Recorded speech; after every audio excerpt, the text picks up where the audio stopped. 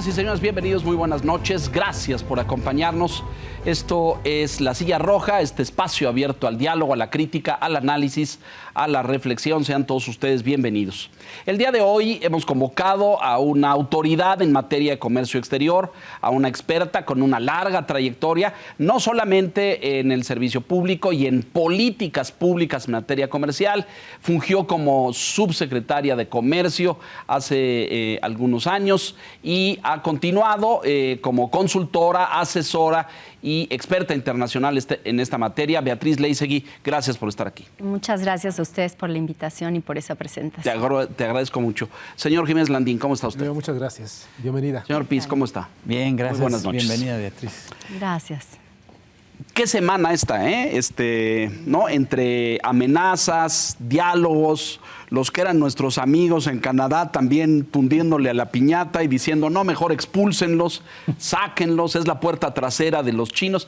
Es decir, yo creo que hace muchos años, pero tú tienes la película completa porque es tu especialidad. Muchas gracias.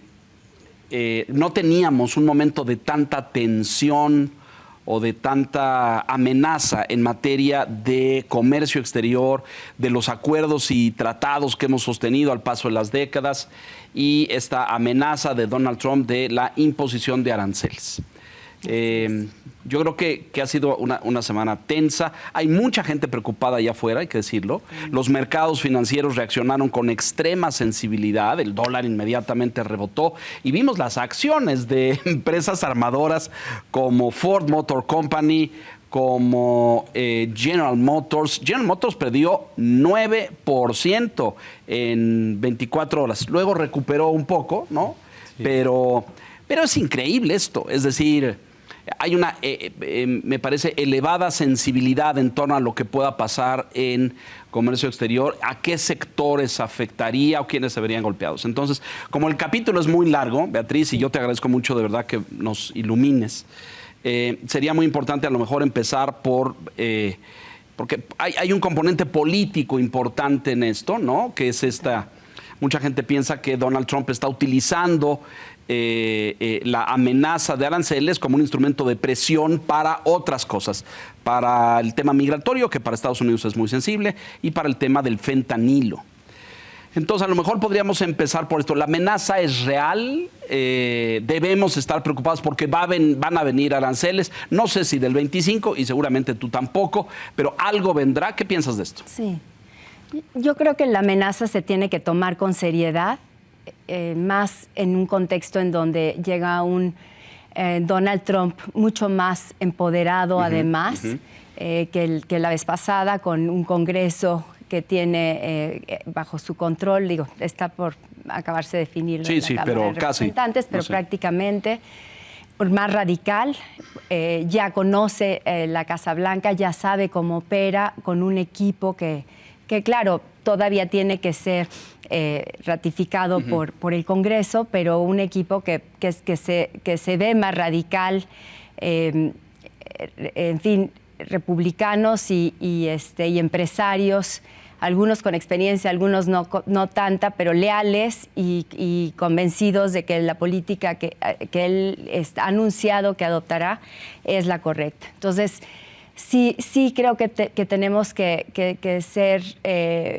estar preparados, que tomar esto con seriedad, como se ha visto reflejado por la reacción inmediata también que hubo de parte de la presidenta. En fin, digo, no necesariamente va a pasar eso.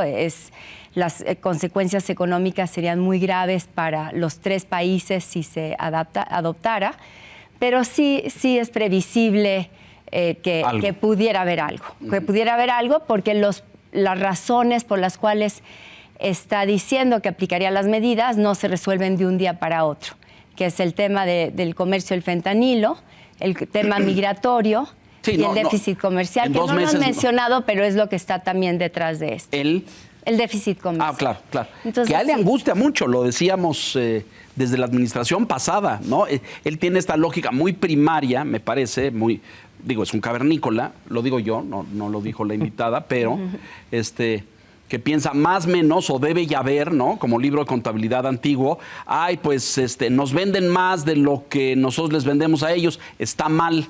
Pero pues así son los acuerdos comerciales, ¿no? Las mercancías van, vienen y tienes temporadas altas de un producto o de una serie de artículos y otras bajas. Es decir, no es estático, se está moviendo todo el tiempo. Exacto, y el déficit comercial no debe ser el parámetro para medir si una relación es buena o mala. Pero quisiera regresarme un poco y aprovechando que el programa también da para un poco más de reflexión. Se me hace importante señalar el contexto en el que se está dando la relación trilateral A ver, en este momento. muy importante.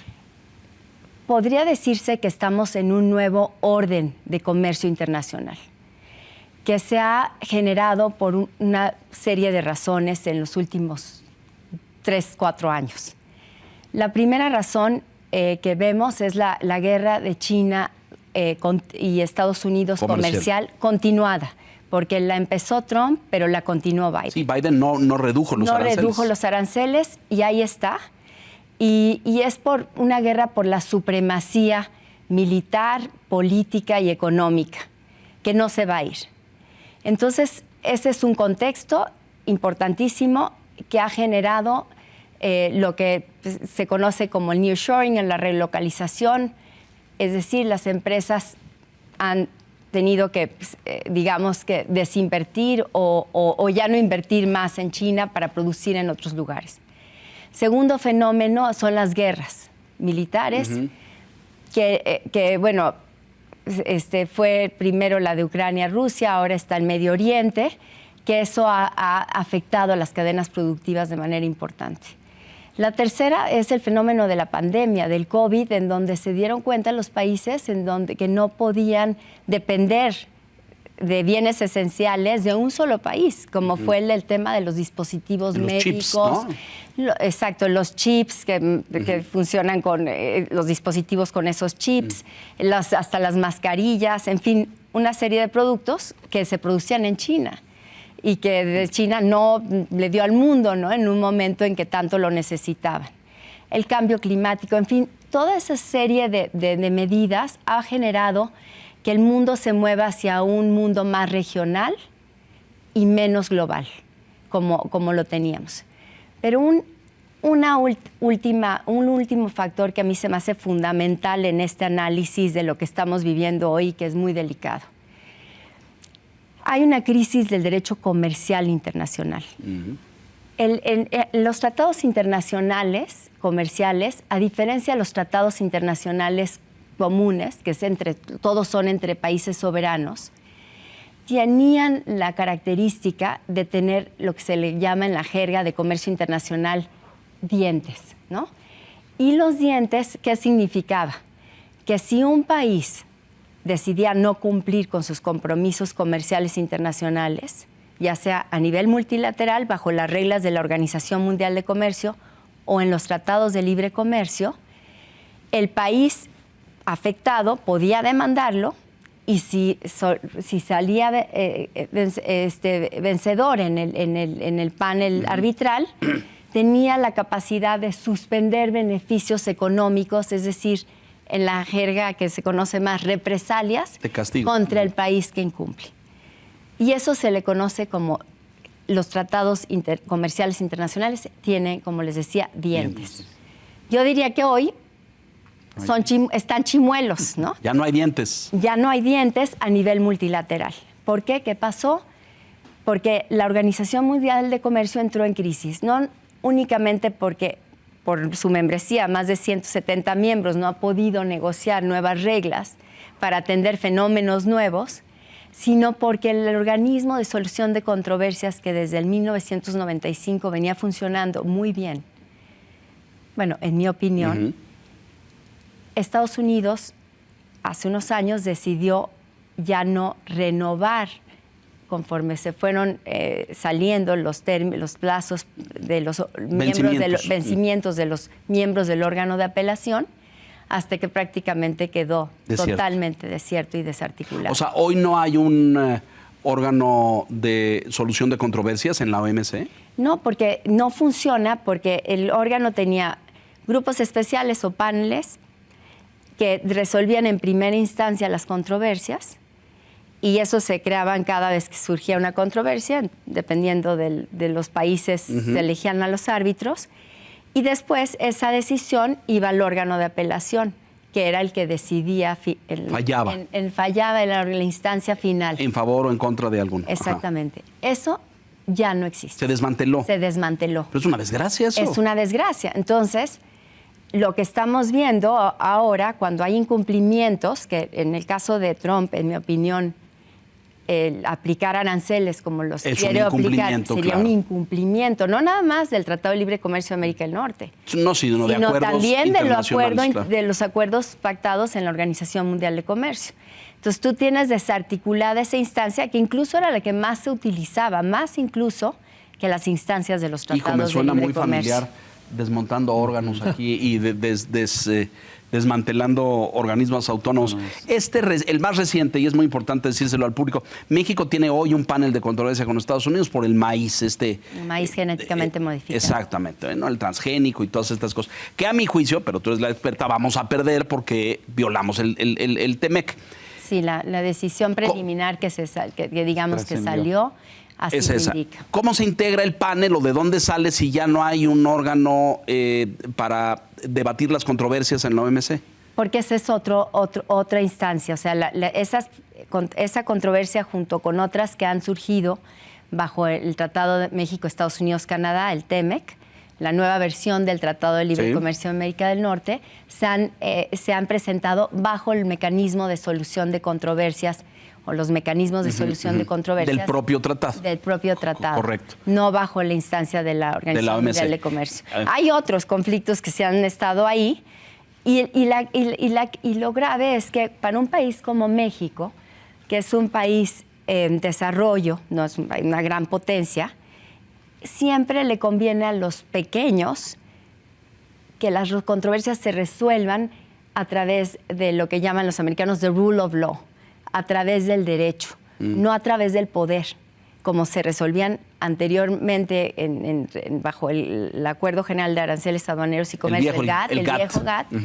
Pues no ganaba el más fuerte, ¿no? Exacto. El más fuerte no quería cumplir, pues ahí ya se quedaba la controversia.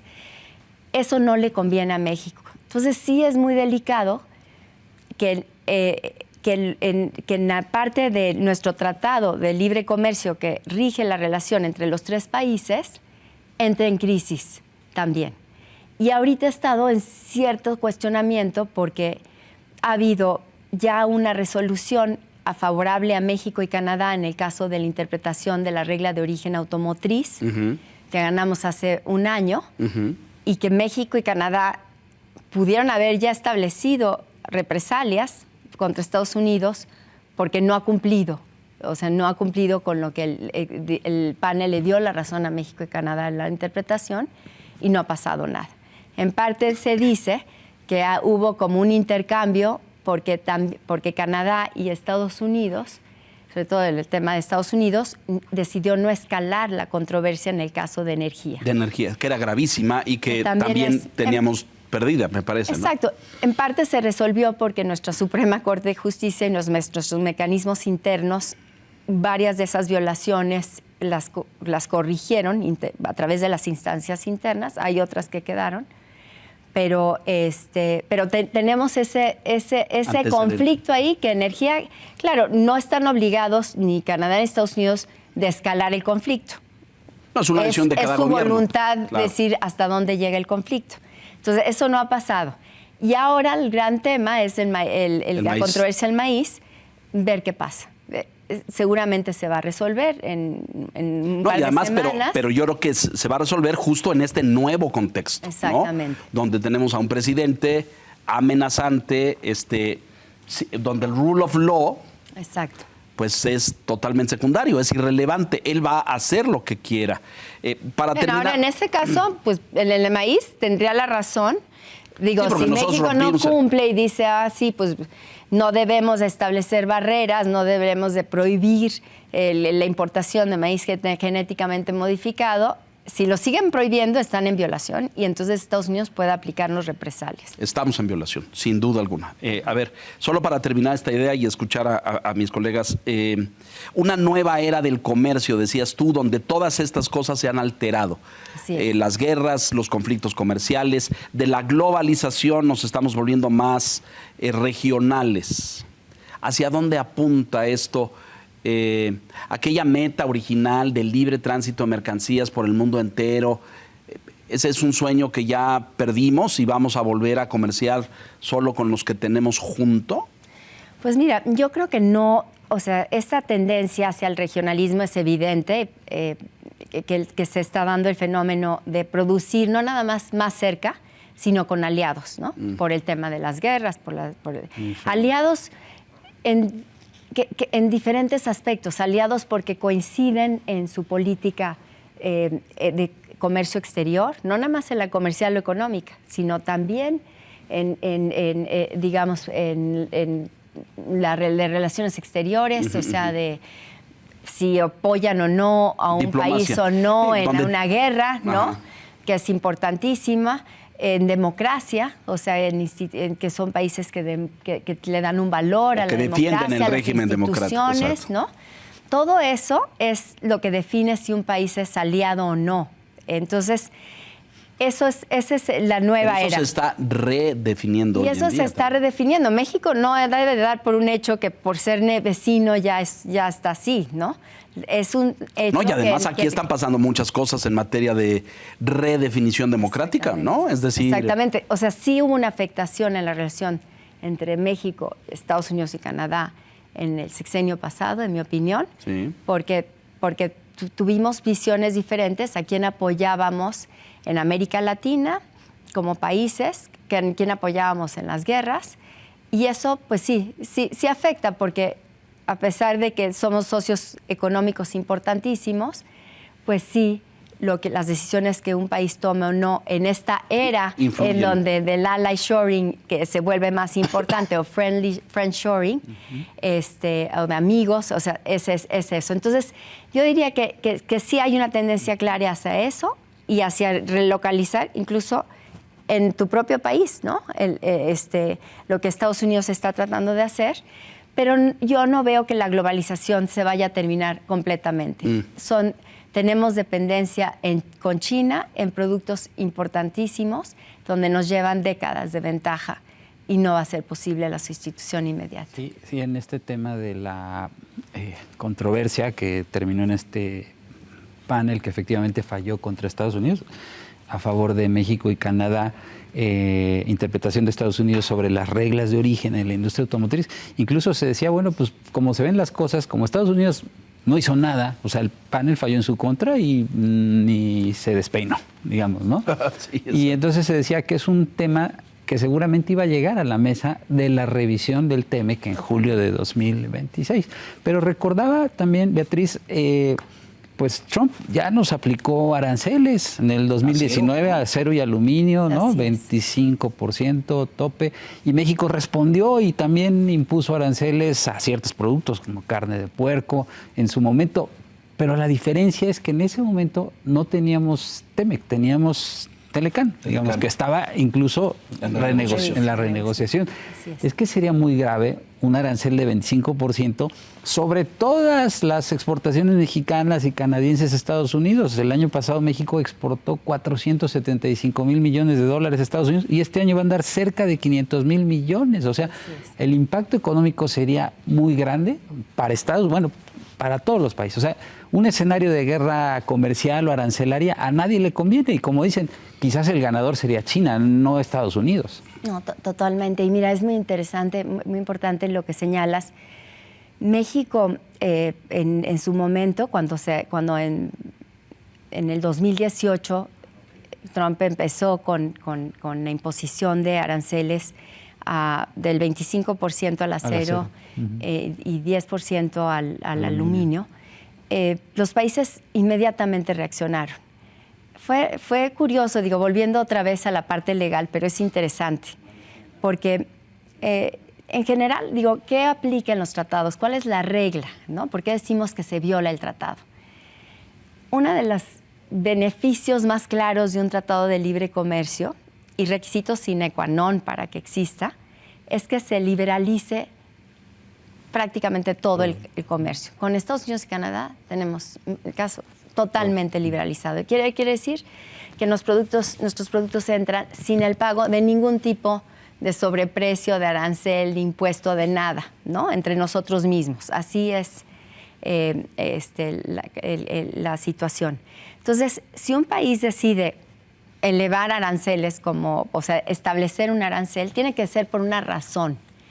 Y Estados Unidos, entonces, y lo está argumentando igual ahora, lo está haciendo en función de razones de seguridad económica y seguridad nacional, en una ley de 1962 comercial, y ellos, y así lo deciden, ¿no? Lo decidieron, sí necesitaron la aprobación del Congreso, ahora la van a tener más fácil, y los países, ¿cómo reaccionaron? Y ahí se fue muy curioso, porque generalmente la represalia viene al final de un proceso, de un panel. Claro, esos paneles se dilatan 4 años, 5 años.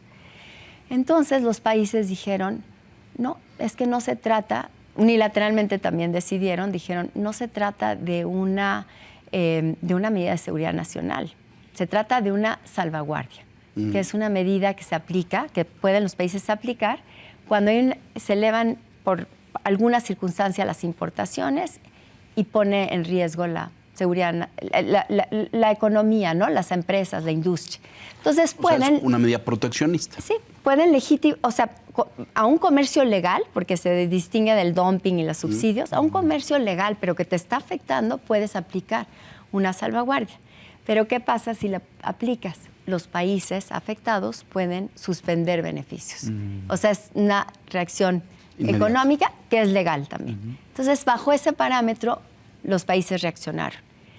Estos casos, todos a los que se les impusieron demandaron en la Organización Mundial de Comercio. Con una organización ya debilitada y en problemas. ¿Qué pasó en esas decisiones por seguridad nacional? Estados Unidos, bueno, muchos de esos conflictos se desarticularon porque, como recordarán, hubo una renegociación. Hubo acuerdos, ¿no? Entonces, Unión Europea, México, Canadá, en diferentes tiempos, pero se les quitó el arancel. A China no. A China, a Turquía, se les mantuvo. A Suecia, Noruega, algunos se les mantuvo. Entonces, esos sí llegaron hacia el final. Y el panel resolvió que Estados Unidos no tenía la razón. Por diferentes razones. Estados Unidos, en esos paneles, como en uno también que me tocó presidir, también por seguridad nacional, pero no por lo de aluminio y acero, fue por una cuestión de violación de derechos humanos en Hong Kong. Pero todos esos paneles, en esos paneles Estados Unidos alegó, tú, Organización Mundial de Comercio, no tienes en la interpretación del artículo 21 el derecho ni siquiera de establecer el panel. En seguridad nacional, unilateralmente, es un asunto interno. Si tú decides que es seguridad nacional, no debes de conocer. Y es un articulito así chiquito, pero bueno, cientos y cientos de páginas se escribieron en esas resoluciones, en donde ni siquiera defendió su caso de fondo. Entonces, no aceptó el panel, simplemente lo Simplemente rechazó. no tienes, todo se centró su defensa tienes derecho en interpretar ese artículo que casi nunca se había invocado, solo una vez antes, porque había un gran riesgo, ¿no? Cuando se estableció en la Carta original en el 48, después de la guerra, todos tenían un pavor de que ese artículo pues acabara deshaciendo todo lo que se había creado para evitar las guerras comerciales. Pero pues aquí con Trump, la era de Trump, se tuvo que interpretar el artículo y perdió esos casos. Desafortunadamente no pudieron aplicarse ni llegaron a ninguna Perdió Estados Unidos, pero no en la primera instancia, pero no hubo un órgano de apelación que pudiera porque él no reconoció el panel, porque Estados Unidos no reconoció el panel. No, porque ya no estaba el órgano de apelación. Porque ya se había desarticulado. Por lo que les decía. Claro. Entonces, desafortunadamente. Y respecto a las medidas que los demás países aplicaron, curiosamente, no todas han sido resueltas, pero dijeron tampoco los otros países tienen la capacidad. O sea, es ilegal porque no es una salvaguardia y no tienen la decisión, no tienen la capacidad unilateral de decidir si Estados Unidos es seguridad nacional. Ahora, pues vamos a ver qué va a pasar en esta nueva era.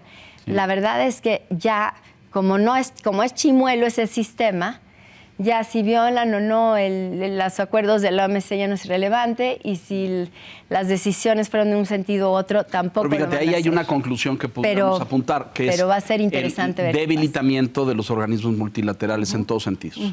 En el comercial que tú señalas, evidente, pero todos los demás también. Todo lo que ha pasado en el Medio Oriente, y las Naciones Unidas han levantado la voz, ha señalado, y nadie le presta la menor atención a la ONU. Y si volteamos a ver, los europeos están en un tenor muy semejante. Es decir, el multilateralismo en todas las áreas, diplomática, política, comercial, etcétera, viene ciertamente a la baja. Por favor. Y organismos que se crearon para evitar guerras. Claro, para evitar conflictos. Para evitar conflictos, para poner orden. Y si ustedes recuerdan, la Segunda Guerra Mundial se explica en buena medida por el estrangulamiento del comercio internacional, cuando por la Gran Depresión Estados Unidos decide aplicar medidas proteccionistas contra todo el mundo. Y todo el mundo reaccionó, porque es natural que reaccione, ¿no?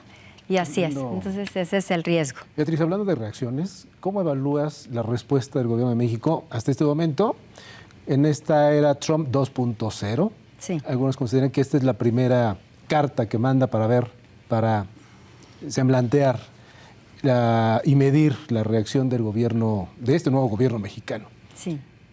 Lo que conocemos hasta este momento de la doctora Sheinbaum es que habrá arancel contra arancel, ¿no? ¿Esta es la mejor respuesta ante esta primera advertencia? Porque todavía faltan quizá algunas otras de aquí. Muy importante.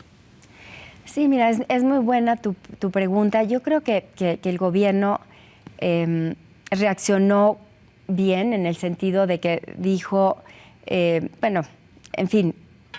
explicó, y es lo que va a tener que explicar en estas mesas, y ya de hecho se anunció, y van a ocurrir tan pronto como quizás la próxima semana, el que los funcionarios se sienten a revisar lo que la presidenta señaló que México estaba haciendo de su parte, ¿no?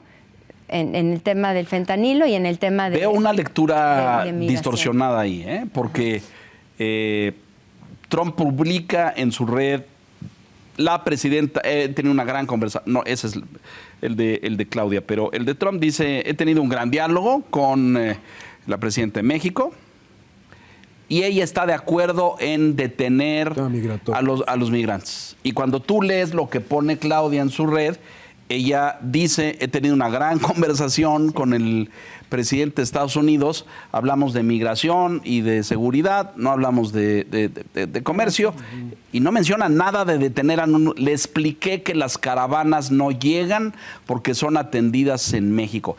Yo veo una lectura, cada quien leyó lo que quería leer. Que quiso leer. ¿Cuál habrá sido el verdadero contenido de la conversación? ¿No? Esa es una gran incógnita. Pero mira, o sea, yo creo que el hecho de que hubo, y así fue con Trudeau igual, esta plática en privado también, que tenía dos, que dar entre Trump y no Trudeau. Nada más contestarse en medios. O sea, fue una reacción, pero esa reacción pública de la presidenta vino acompañada, muy importante, de esta plática con Trump.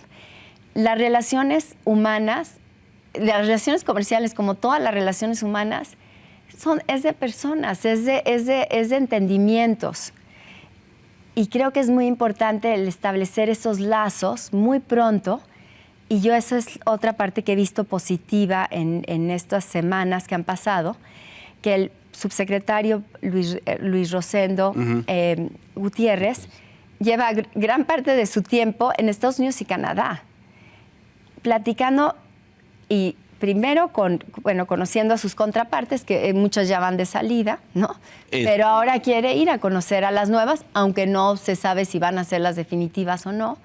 Pero ahora con más razón, con esta crisis, pues para empezar ya, desde ya, precisamente a que no haya estos malos entendidos, porque en una plática de 10 minutos, que no sé cuánto duró la de los presidentes, pero además no es muy larga, claro, es muy breve. Es telefónica, y etcétera, pero Pero el verse a la cara, el platicar con tus siguientes contrapartes, el decir estamos en la mejor disposición aquí, que esos son los mensajes claros que se han mandado también, que yo veo positivos, en donde sí ha sido clara la lealtad de México, ¿dónde está? Veo ahí un tema de un cambio de tono, porque la carta de la presidenta y el mensaje de Marcelo Ebrard fue: a cada arancel vendrá otro, ¿no? Es decir, vamos a responder en inmediato.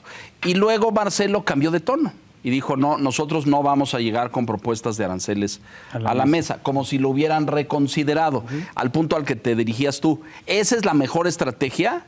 Responder con aranceles. Déjame hacer una pausa rápidamente, Beatriz, y regresamos con este tema, porque pues aquí la planeación estratégica es fundamental, ¿no? Claro. O sea, nos van a poner un balazo en autopartes, se dan un balazo ellos en el pie en ese sentido. Ok, ¿y qué vamos a hacer nosotros? Exacto. Estamos analizando el conflicto comercial. ¿Estoy exagerando? ¿Ya tenemos un conflicto comercial o no lo tenemos?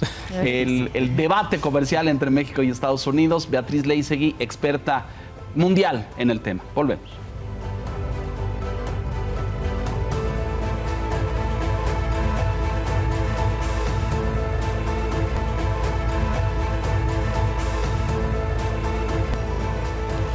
Regresamos con Beatriz Leisegui. Gracias, Beatriz. Estratégicamente, sí. ¿Lo mejor es responder con aranceles o lo mejor es abrir diálogo y caminos de negociación? Sí, mira, esto es un camino, ¿no? Cada quien fijó su posición. No es una sorpresa. O sea, no, lo sabíamos, claro, muy cantado. Los aranceles no es sorpresa. Y quisiera decir, a mí me tocó establecer con mucho trabajo, porque las agendas bilaterales son así. Entonces, si tú afectas la comercial, que tratamos siempre de que esté separada de las otras, desafortunadamente sí se afecta todo lo demás. Todo, contamina. ¿no?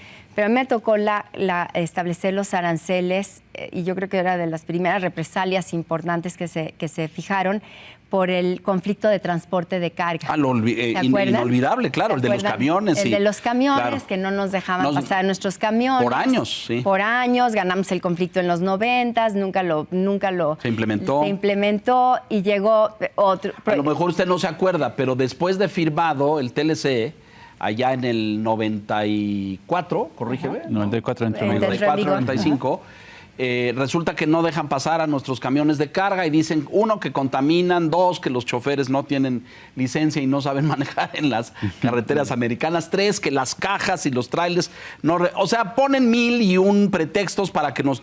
Y luego se implementó un sistema en que cruzaban camiones de ellos a la frontera, descargábamos la carga, la pasaban a sus estructuras y entonces cruzaban. Eso ha de haber durado mucho tiempo, ¿no? Mucho tiempo. Ese fenómeno duró mucho tiempo. Duró en parte tiempo porque ni aquí ni allá queríamos abrirnos, ¿no? O sea, entonces no había mucho incentivo. Pero bueno, la verdad es que sí afectaba el comercio en general, el tener que descargar en la frontera, subirlo a otro camión, pasarlo al otro lado, era una locura. Entonces se implementaron en el camino proyectos demostrativos, o sea, programas piloto para ver cómo funcionaba. Abre cajas y ve qué traen. Exacto. Claro. Llegó un momento en que decidió el Congreso ya no darle dinero a ese proyecto, a ese programa demostrativo, que el segundo que se estaba aplicando cuando me tocó estar, y entonces decidieron no darle la lana y suspender el proyecto demostrativo. Ya lo veníamos viendo, pero teníamos ya la lista, o sea, hicimos todo el análisis de cómo íbamos a aplicar la represalia en ese entonces, y aplicamos represalias por $2.400 millones. Estratégicamente, y cuando a los pocos meses firmamos el acuerdo ya de solución, y cínicamente los americanos, cuando estaban ahí en la mesa, me dijeron, ¿sabes qué? Si no hubieran aplicado esas represalias, nunca hubiéramos cumplido. Nunca. Claro. Entonces, sí tienen su efecto. O sea, eso es lo que llamo los dientes, pero muy ¿no? importante. O sea, sí sirve hacer eso. Sí sirve, por supuesto que sirve. Por supuesto, porque no era mucho el comercio. Si uno compara esa y las del acero, que fueron como $4,000 millones, 3,000, 4,000 millones de dólares, con lo que se vendría, si son 25%, bueno, sería inimaginable. Más de 100,000 millones de dólares. Claro, es gigantesco. Es gigantesco, ¿no? Y dificilísimo. Sí fue difícil elegir, porque pues nuestro comercio es o sea, nuestra interdependencia es enorme, ¿no? Pero ¿cuáles son los criterios que yo creo que van a imperar de nuevo? Tienen que imperar de nuevo. Se eligió en función de los 3 siguientes criterios. El primero, no afectar la canasta básica. Hay productos que México pues no produce y que dependemos de Estados Unidos, como el maíz amarillo, por ejemplo, para nuestro ganado. Ahora detenido. Sí. En fin, granos, en fin. No podíamos ponerle aranceles al maíz. Porque nos iba a pegar a nosotros. Iba a pegar. Entonces, no productos de consumo básico. Segundo, no productos que afectaran la cadena productiva. O sea, autopartes, pues nos damos también un balazo en el pie, no. Y tercero, y esa fue la parte más quirúrgica, es decir, ok, los del Congreso no están queriendo darle lana a esto, a ver, ¿cuáles son los que se oponen? Pues está el diputado, senador, exacto, ¿de dónde son? Sí. A ver, y entonces como de 30 estados de la Unión Americana, somos los primeros socios destino de sus exportaciones. Proveedores. Entre los primeros 3, de 10 somos los primeros. Ahí tocas algo y les afecta. A ver, las peras, las manzanas, los arbolitos de Navidad. Idaho, Carolina, o sea, exacto. Productos que hasta la gente se reía, ¿no? Arbolitos de Navidad, bueno, fue una afectación inmensa, porque nuestro mercado era el principal mercado, 80% de lo que exportaban al mercado mexicano. Venía para acá, claro. Okay. Entonces, bueno, pues así es. Pero ¿cuál fue la otra estrategia que hicimos? También, porque pues también igual no reaccionaron en los primeros meses, el carrusel. ¿Y cuál era la táctica del carrusel? Es rotar los productos, ¿no? Y los aranceles. Entonces, creas una... lo vas grabando incertidumbre, cambias la lista y agregas otra lista. O sea, son los 2.400, pero entonces afectaste a los porcículos primero, pero ahora vamos a afectar a otro sector para que se haga lobbying también. Y estén dándole lata al Congreso. Sí, exacto. Entonces abarcas más sectores y entonces más productores haciendo lobbying con sus senadores y sus representantes. Sí, y funcionó. Entonces sí funcionan, nada más que sí no son benéficos para ninguno de los 3 países. Claro. Ninguno de los es decir, esta estrategia de la que hablaba Héctor, la respuesta de la presidenta y del secretario de Economía, es decir, vamos a responder con aranceles, ¿es adecuada a tu juicio? Yo creo que es adecuada.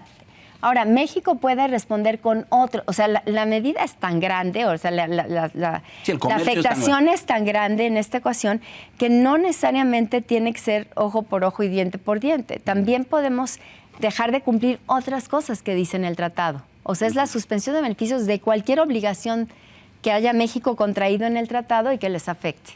Entonces eso puede pasar también, sí. Puede pasar. Un poco me regreso a lo que comentabas al principio del programa sobre China, que pues Trump tuvo una política muy agresiva hacia China y Biden pues no la amainó, digamos que la continuó.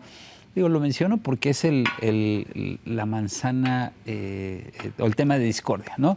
A México se le acusa, ¿no?, de permitir o de aprovechar que está llegando inversión china, mucha inversión en autopartes, por ejemplo, y que México, dice Trump, está exportando coches chinos a Estados Unidos, lo cual es falso, o sea, no es cierto, ¿no?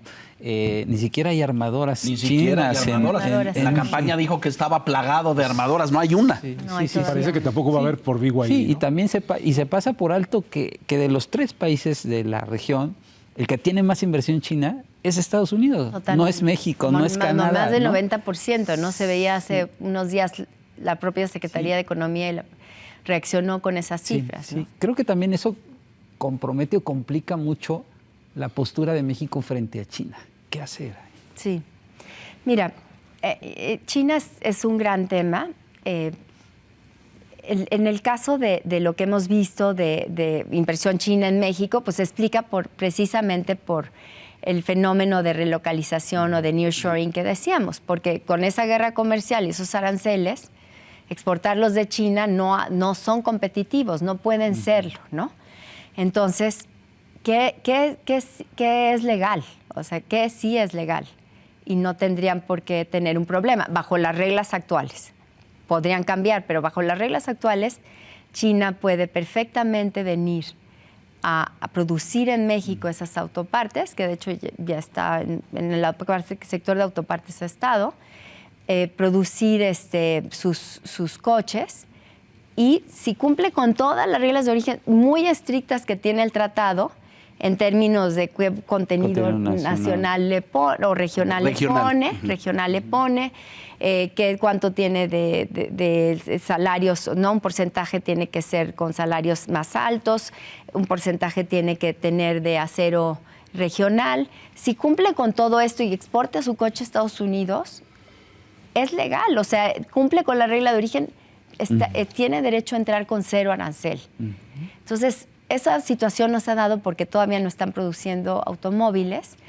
En México, pero si las autopartes las producen cumpliendo con las reglas de origen o cualquier otro producto que produzcan en México cumpliendo, pueden entrar a Estados Unidos. Microprocesadores. Lo que es ilegal es meter el producto aquí y exportarlo, reexportarlo, el transshipment o lo que sea, reetiquetarlo, que lo hacen también de países de Asia. Que sí lo hacen las empresas chinas, ¿eh? Y exportarlo como si fueran mexicano. Eso sí es ilegal. Pero ahí cobra sentido las medidas proteccionistas de Estados Unidos.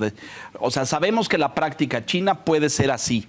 Reetiquetar, reempacar, reembalar, decir que es mexicano, que cumple los requisitos mexicanos. Si no cumple, pues entonces le aplica el arancel y las sanciones correspondientes. Pero yo no creo que vaya a pasar este escenario donde vengan, produzcan aquí, cumplan con los requisitos regionales y entren al mercado americano, no durante Trump. Eso no va a suceder. No, porque pues van a estar los aranceles. O sea, y las medidas... fuera de aquí, si fuera de aquí, no, lo que sí puede pasar es que hay una revisión de las reglas de origen. Que me parece que puede haber ahora en la renegociación, ¿no? Puede haber una renegociación y que digan, bueno, pues antes era nada más, o sea, se obligaba a que produjeran aquí y que dependiendo del producto, todos los productos tienen diferente regla de origen, pues dependiendo unas más estrictas, más frágiles, ¿no? Digo, más sencillas, más flexibles, dependiendo si los productos los producimos en la región o no. Pero decir, bueno, pues vamos a cambiar un criterio, de por sí ya es bastante estricto, pero quizás decir ahora, pues ahora importa de dónde viene la inversión. O sea, y si la inversión viene de China, pues también se modifica eso. Pero mientras no se cambie el tratado, no es ilegal. Lo que puede hacer México y Estados Unidos y Canadá es trabajar con mucha cooperación para frenar el comercio ilegal chino. También hay prácticas desleales. También es conocido que los chinos exportan sus productos con precios con dumping, ¿no? Claro. Menores a lo que venden en el mercado nacional. Por eso es tan difícil hacer un tratado comercial con China, porque tú no sabes ni qué viene en la caja y qué valor dice que tiene y cuál es el real. Es decir, es de mucha desconfianza, esa es la verdad. Pero hay medidas, en los mismos tratados se prevén posibilidades de aplicar cuotas compensatorias en el caso de que vengan subsidiados o vengan con precios menores a los que se venden en el mercado nacional. Y podríamos hacer una estrategia trilateral en la parte de prácticas desleales para decir, oye, pues todo lo que viene con una práctica desleal y que nos afecta, ¿no? Porque si los productos chinos que entran en el mercado mexicano de manera desleal también afectan a los productos de fuera, no nada más afectan a los productores nacionales, afectan a los terceros países como Estados Unidos y Canadá. Pues eso es lo que dice Canadá. Que exportan sus productos al mercado nacional y tienen que competir con China aquí también. Entonces, eso se llama, que casi no se ha utilizado, es poderle pedir al otro país que apliquen medidas de prácticas desleales porque te está afectando en tu mercado. Entonces, eso podría haber mayor cooperación. Piensas, no sé, yo lo veo hoy en retrospectiva y claro, explicar la historia para atrás siempre es mucho más fácil, pero a mí me da la impresión de que las autoridades económicas de México en los últimos 6 o más años, pues fueron bastante indolentes respecto a lo que venía de China. Entraba todo. Abrías un closet y ya había 3 chinos y a la semana entrante había 15 y ahora hay coches, pero motos, pero computadoras, pero teléfonos, y eso pasó por un filtro de regulación, pasó por un filtro de ver los componentes para verla. Yo creo que no.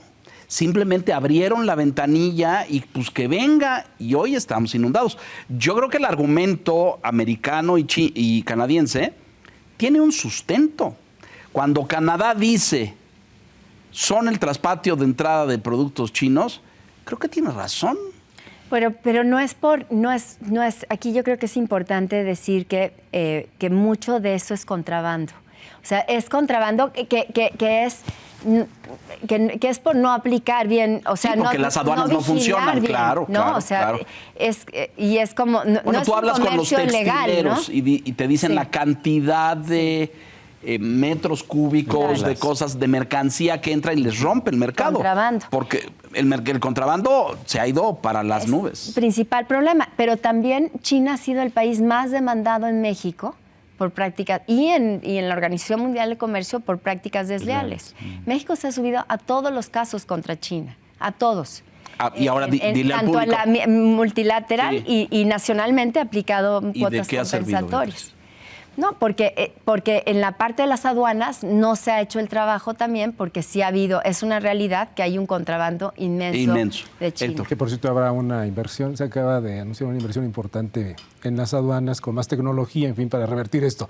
Pero en la misma pista asiática, y que es por cierto una preocupación del propio secretario de Hacienda, recientemente hacía unas declaraciones muy someras, pero contundentes, en donde mencionaba, China nos vende, pero no nos compra prácticamente Nada. ¿no? Entonces, con eso resumía la realidad que tenemos en esa disparidad. Entonces, pues surgen las dudas. ¿Qué hacer para revertir esto? Es decir, O para emparejarlo. para emparejar por lo menos, ¿no? ¿Y en qué sectores? ¿Se puede? ¿Cuánto tiempo va a durar? Pues mira, sí es cierto, tenemos un déficit comercial con China, hemos tenido por muchos años. Nuevamente, tenemos déficit comercial con muchos países, pero que se compensaba, ¿no? Porque importábamos de China principalmente también, porque se piensa, digo, por contrabando muchos productos de consumo, pero muchos insumos también.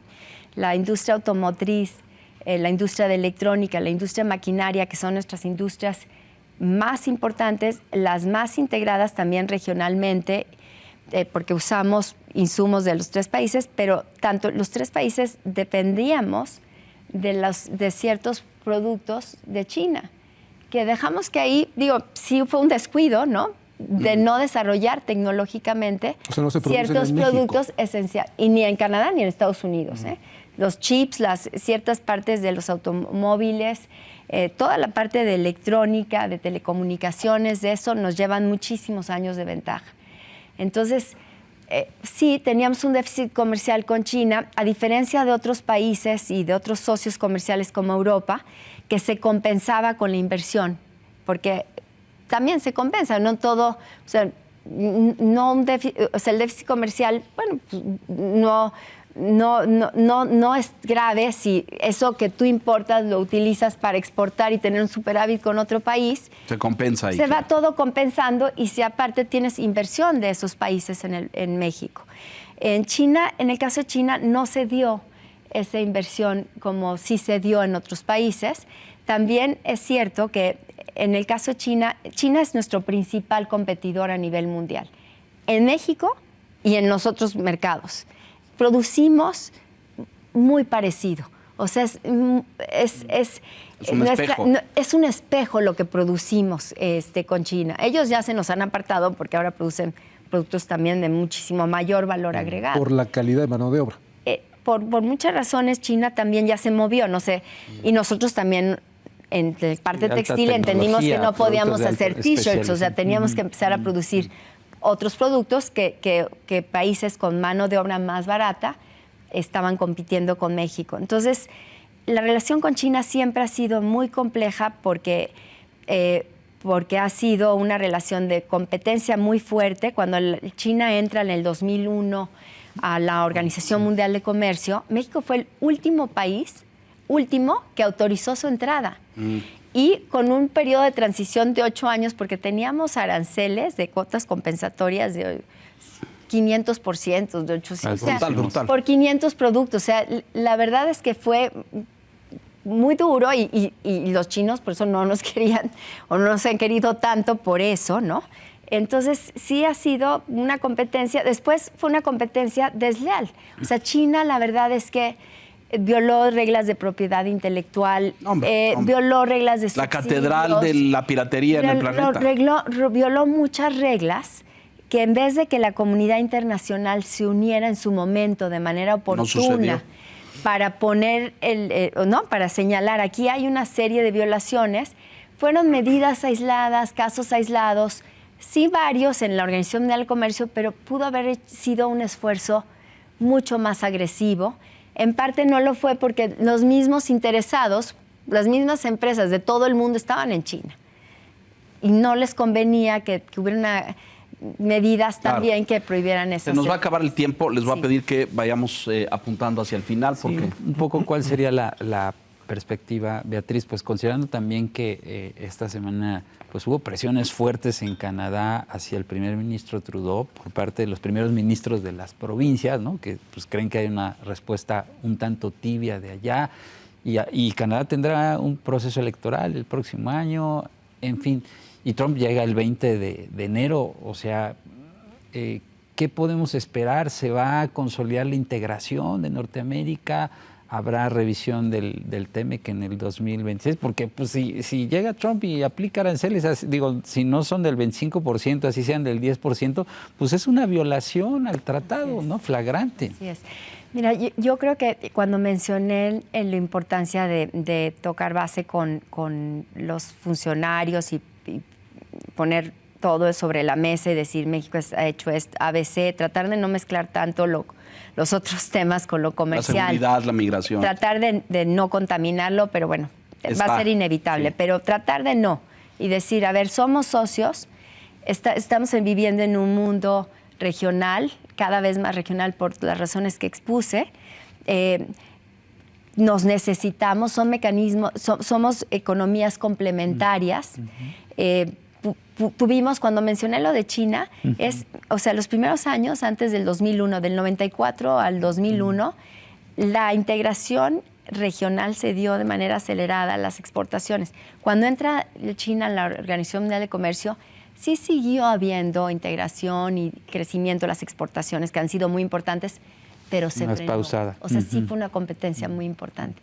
Entonces ahora tenemos todos los elementos con retos comunes y oportunidades inmensas que nada más resolvemos entre socios y entre vecinos. Entonces, ¿por qué no ponernos de acuerdo para ser la región más importante a nivel mundial? Perdimos espacios como región en las exportaciones mundiales en el mundo en los últimos años, ¿no? Nos fuimos cayendo nuestra participación como región en el comercio mundial. Entonces, ¿por qué no ponernos de acuerdo? Aprovechar esta coyuntura donde hay retos como seguridad energética, seguridad alimentaria, seguridad en salud. ¿Por qué no sentarnos y tenemos todos los recursos para tener autosuficiencia en todo? Entonces, creo que ese es el argumento que México tiene que prepararse y hacer, y que además con Canadá, que tenemos intereses comunes, que juntos el impacto de las represalias si Canadá y México reaccionan a toda esa barbaridad sería inmenso. Sí, brutal. Y eso no hemos hablado de impactos, pero que se midieron en el 2018 en términos de devaluación, en términos de crecimiento económico, en temas de empleos en Estados Unidos. En Estados Unidos podría haber si se aplicaran 25%, y en ese entonces lo midieron, podría haber una pérdida de empleos de 650,000 empleos, ¿no? Así lo midieron. En el PIB, de 1% de caída en el PIB americano. O sea, una guerra de ya no digamos México, ¿no? Pero bueno. Se nos termina el tiempo y yo creo que hay que aprovecharlo para que nos pueda proporcionar, Beatriz, sus datos personales al aire, para que tomen nota la Secretaría de funcionarios actuales para que la llamen. Para que la llamen en esta gran negociación. Sí. Muchas gracias. Pues ojalá y el secretario de Economía te busque, le vendría muy bien. Oye, mira, yo creo que ha habido apertura. Yo creo que el elemento que no he mencionado, que hacia ella iba y yo misma me interrumpí, fue el elemento de los empresarios, de los sectores productivos. Son fundamentales en esto, porque saben lo que está en juego, porque juntos los tres las cámaras y los empresarios de los tres países tienen la capacidad de poner en la mesa, y con mayor credibilidad y legitimidad, de ponerle a sus gobiernos en la mesa lo que se perdería, lo que se puede hacer, y poner una agenda constructiva. México ha llevado el liderazgo siempre en todas las negociaciones de llegar con los textos primero y en la medida en que esos textos reflejen acuerdos comunes, y los empresarios se ponen de acuerdo, los 3 países, para hacer las cosas. Se pueden hacer cosas, claro. Es más fácil entre los gobiernos ponerse de acuerdo. Entonces, ese elemento es fundamental. Beatriz, muchas gracias, de verdad, Sí. porque creo que es un tema recurrente sobre el que vamos a estar regresando continuamente en las semanas y meses por venir, porque no creo que esto se vaya a resolver muy pronto y habrá que ver qué posiciones toman cada uno de los países y qué tan dispuestos, porque está el tema retórico de la política y el golpeteo y la amenaza que gusta tanto al estilo de Donald Trump, pero a la hora de sentarse a la mesa y de negociar, pues México tiene mucho que ofrecer y tiene grandes... Bienvenida, muchas gracias. Muchas gracias por por estar la aquí y nos veremos oportunidad. muy pronto. Héctor, gracias. Muchas gracias, Leo. Buenas noches, Gracias, Víctor. Beatriz. Gracias, buenas noches. Y a usted que tiene la gentileza y la amabilidad de escucharnos aquí, La Silla Roja, puntualmente la semana entrante. Hasta entonces, gracias. Buenas noches.